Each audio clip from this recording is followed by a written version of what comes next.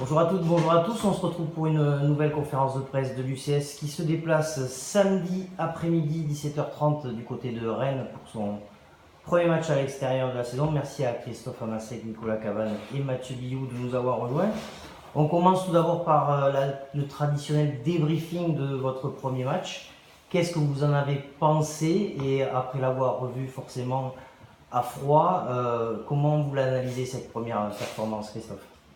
Déjà, c'est une victoire, ce qui nous change de la saison précédente. En fait, d'abord, l'analyse, c'est que Bergerac a une très belle équipe. Et ils nous ont impressionnés. C'est très solide, c'est dense, ça joue bien au rugby, ça va vite.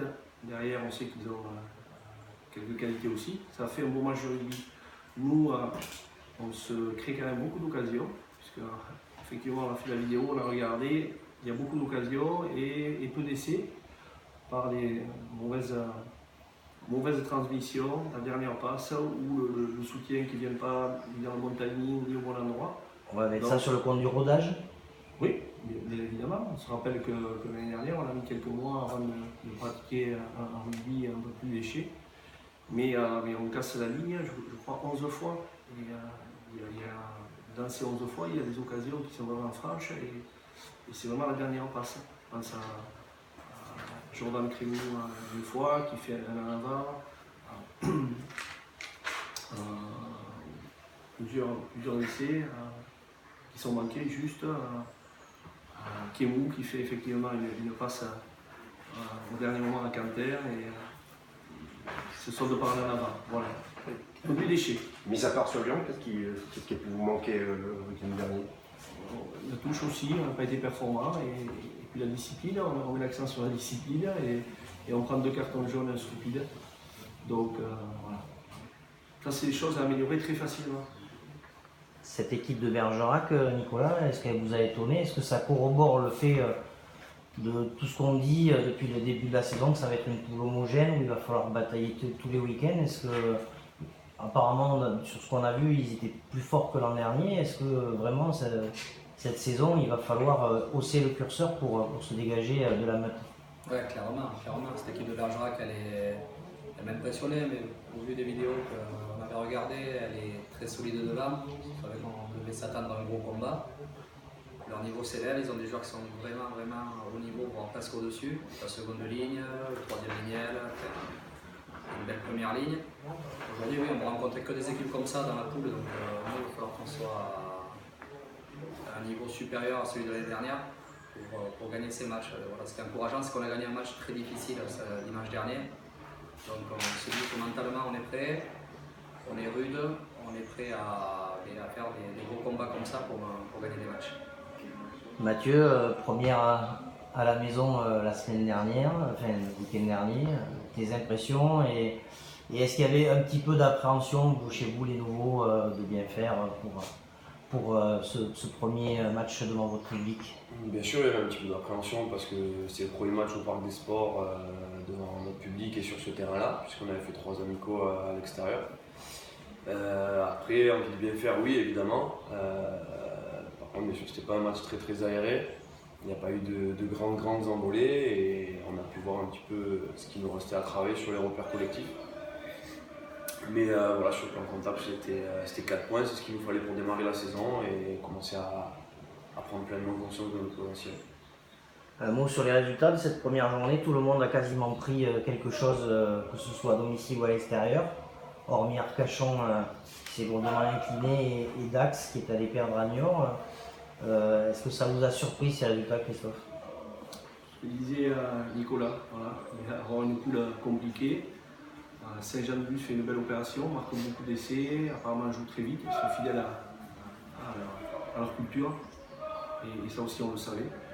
Donc ouais, peut-être Lyon aussi qui s'est équipé cette année et qui frappe aussi un grand coup en gagnant une équipe de Dax qui l'année dernière a fini à 2e place.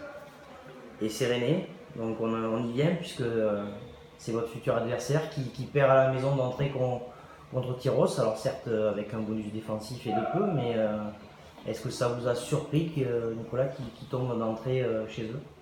Oui, ça m'a surpris. Je m'attendais à des Rennais près d'entrée de championnat.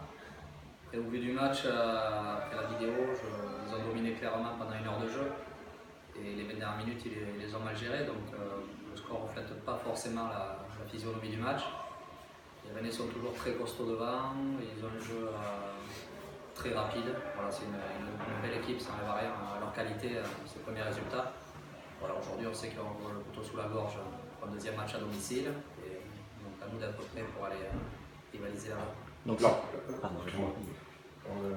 Vous parlez du pack qui est costaud devant, c'est quoi les autres qualités de cette équipe de Rennes?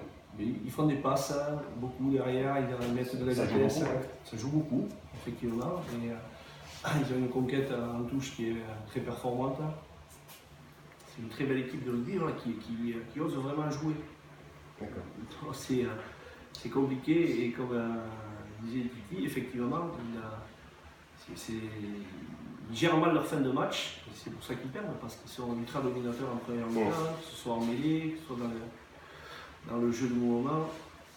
Mais bon, ils ont perdu à l'arrivée, donc ils vont être revanchards et à nous de faire en sorte qu'ils ne mettent pas de vitesse ce week-end. On parlait tout à l'heure de l'homogénéité de la tombe, c'est-à-dire que Tyros aussi est redevenu costaud un peu cette année? Je ne sais pas si c'est redevenu costaud, ils savent toujours très bien jouer au rugby. Je vois qu'ils marquent un bel essai de Filou sur un fermé. C'est une équipe qui sait jouer au rugby, avec énormément de générosité. Donc ils seront toujours là, Tyros. et donc Rennes, Mathieu, c'est pas une bonne nouvelle qu'ils se soient inclinés d'entrée. Ils enchaînent un deuxième match à la maison, ils n'ont pas le droit à l'erreur. Vous attendez à prendre un peu la foudre d'entrée? La foudre, je sais pas, je pense qu'ils vont être forcément en remontée parce que du coup ils vont avoir un petit peu plus de pression avec 2 réceptions d'affilée. Derrière, ce sera à nous de faire une bonne entame cette fois-ci, de ne pas se mettre dans le jeu direct et puis d'essayer d'imposer notre rythme, que ce soit en attaque ou en défense, essayer de prendre le dessus physiquement pour les contrer et pas leur laisser d'oxygène. Bien sûr qu'ils auront sûrement travaillé très très dur cette semaine, mais de notre côté, on aura travaillé aussi, donc ça va nous permettre de voir comment on est capable de se déplacer et ce sera un bon test pour nous. Vous les aviez joués assez rapidement aussi la saison dernière, vous étiez allé gagner là-bas, on va dire pas facilement, mais avec un score relativement ample. Est-ce que, comme pour Bergerac dimanche dernier, vous vous attendez à des Rennais encore un cran au-dessus par rapport à la saison dernière? Ça a été très difficile, le score ne reflétait pas le match. On avait eu beaucoup de réussite. On a marqué, je crois, 3 essais sur 3 attaques. Voilà, on a eu beaucoup de réussite. Donc non, les Rennais étaient à un gros niveau l'année dernière. Ils avaient posé beaucoup de problèmes ici aussi au Parlement de Sport. Peut-être même plus ici que là. Enfin, en tout cas, c'est une équipe qui voyage plutôt bien et qui a peut-être paradoxalement plus de Il y a difficultés. des points partout, chez eux ou à l'extérieur. c'est ça. Ils n'avaient pas manqué un match. Donc on s'attend à ce qu'ils ne passent pas à côté. Et ils s'étaient qualifiés en plus pour les phases finales. En termes d'exigence, Christophe, par rapport à la copie rendue dimanche, qu'est-ce que vous attendez au niveau supérieur pour ce deuxième match à l'extérieur? Déjà au niveau de la discipline, qu'on ne fasse pas des fausses stupides. Là, il y a encore eu 2 cartons. Hein. Il y a 2 cartons justifiés. Qu'on ait une meilleure conquête en touche. C'était notre point fort l'an passé. Et là, on n'est pas encore bien réglé. Et comme je le disais au début, au niveau des soutiens, si on a des soutiens qui sont plus performants pour qu'il y ait continuité du jeu debout, on va marquer des essais. C'est aussi simple que ça. Après, sur l'investissement des joueurs, la générosité, on est quand même très satisfait. Et il faudra que ce soit premier la semaine prochaine, enfin samedi prochain à Rennes. Aller gagner là-bas, ce serait déjà frapper un grand coup ou c'est trop tôt? Ce serait la deuxième victoire de la saison. Très bien. Merci messieurs pour cette nouvelle conférence de presse et puis on vous dit bonne chance pour samedi après-midi donc à Rennes pour le deuxième match de la saison de Fédéral 1 de l'UCS. À bientôt. Merci.